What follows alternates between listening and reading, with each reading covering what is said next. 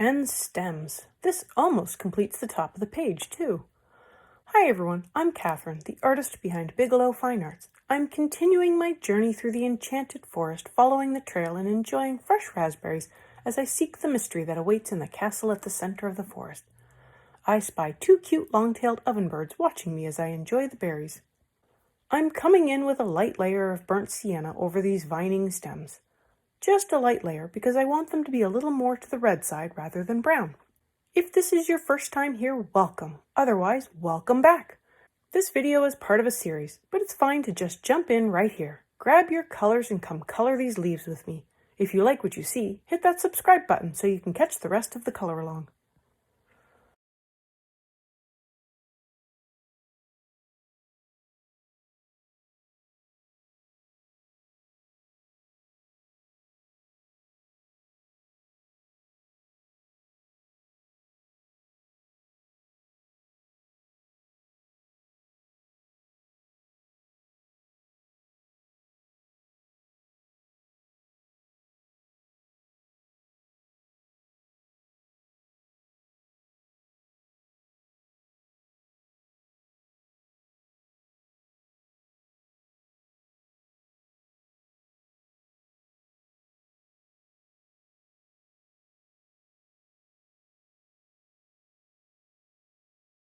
I come in with the red violet that I had been using on the flower leaves and added that to the vines as well.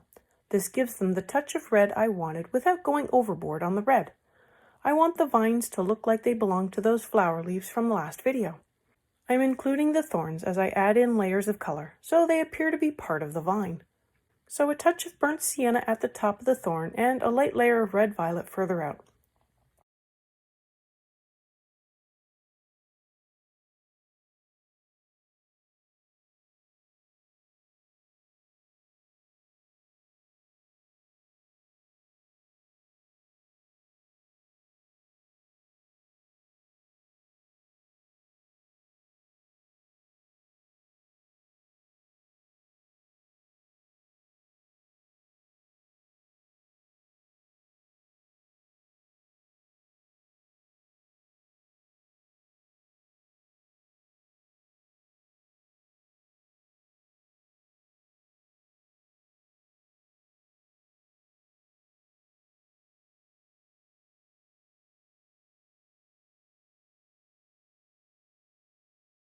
I add in a layer of light flesh over the whole vine to blend out the colors.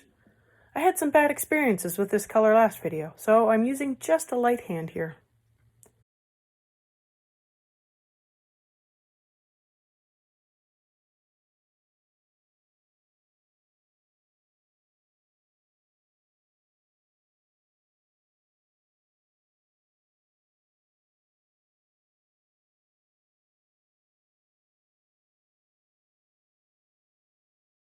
For the cluster of circles at the end of the vine, I treated them like an opening fern the first time I colored one of these, but this time I am treating it like unfurling leaves, so I want them to match the leaves on this vine. I begin with light magenta to get down a base layer.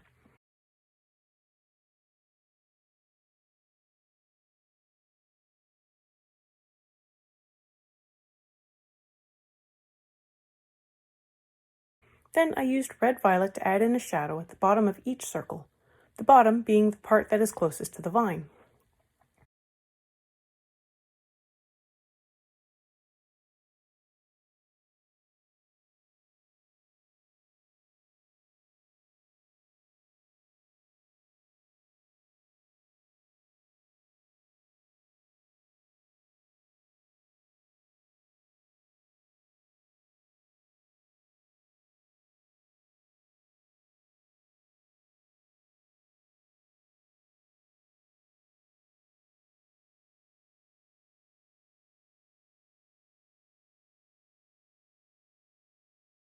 And now onto all of the little and big leaves attached to this vine.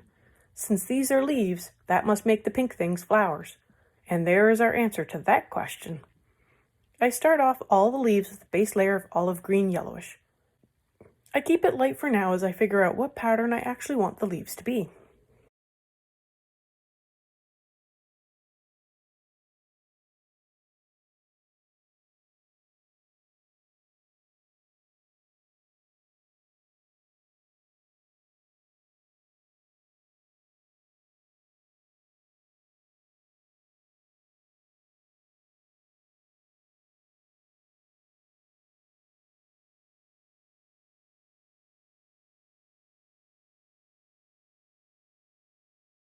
I come in with chrome oxide green and begin adding in a darker section to the bottom of the smaller leaves.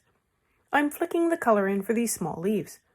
I find the flicking makes for a smoother gradient in small spaces like these little leaves, and I am not utilizing this technique nearly enough.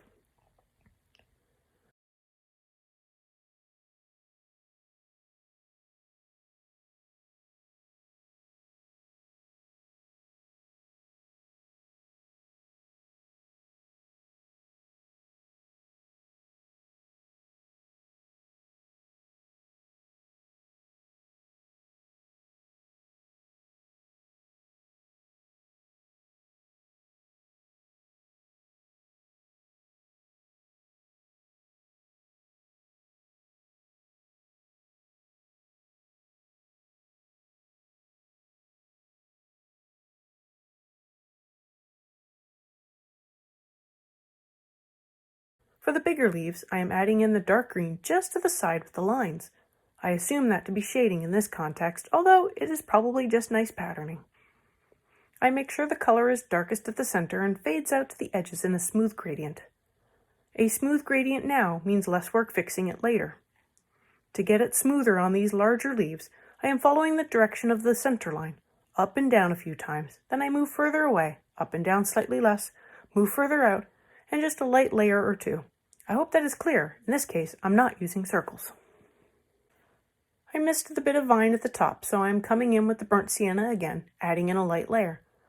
This vine feels even thinner than the first vine, and my pencil definitely wasn't sharp enough, so I came in for a quick erase. I then came in with the red violet and a light layer so the vines would match.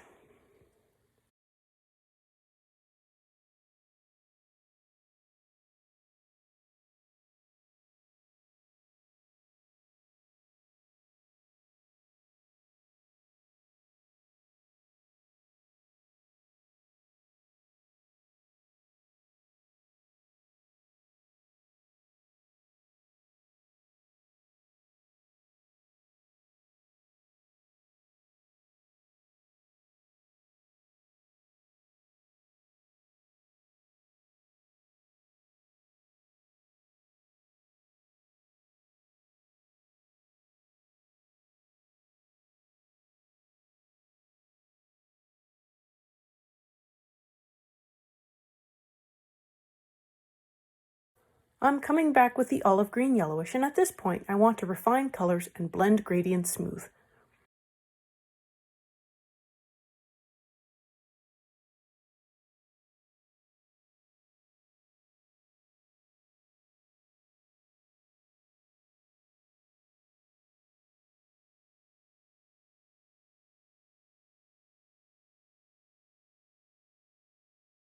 I also decided to give the clear side of the leaves a little more interest, and I blocked in some sections and gave them extra layers to make it look like lighter veins with darker coloring on the leaves. This is optional, but it does give it a nice effect that's easy to do.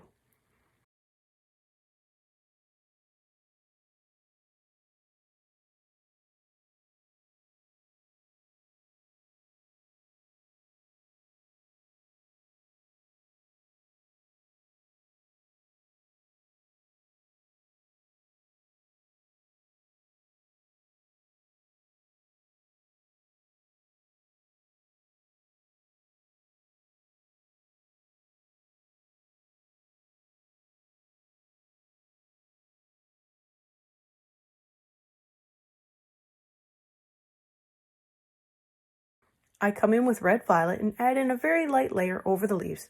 I'm keeping it to the bottom of the outline section, making it look like they are part of the vine.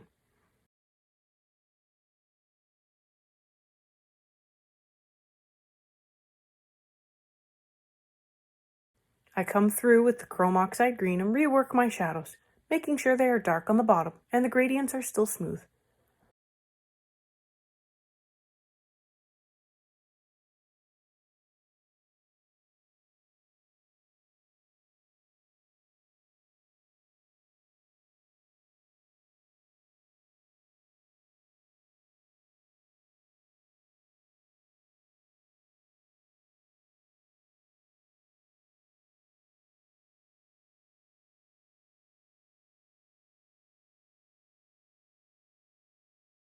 I come back with the red violet and flick in some color into the bottom of the small leaves to again make them look like they are part of the vine.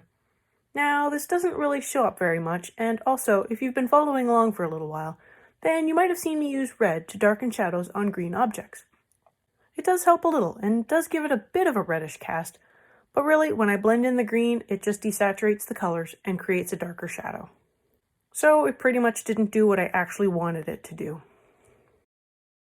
With the olive green yellowish, I blend in all of the colors on the little leaves together, and at this point the red does fade back into the shadows, but with the flicking motion, I do still get little hints of red. Or maybe I'm just deluding myself.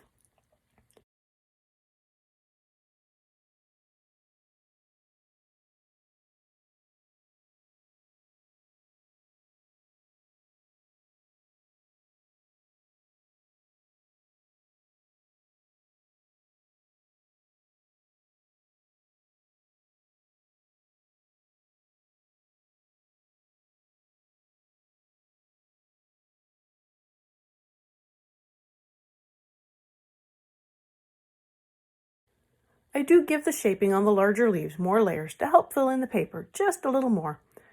And to tone everything back, I add in a layer of earth green.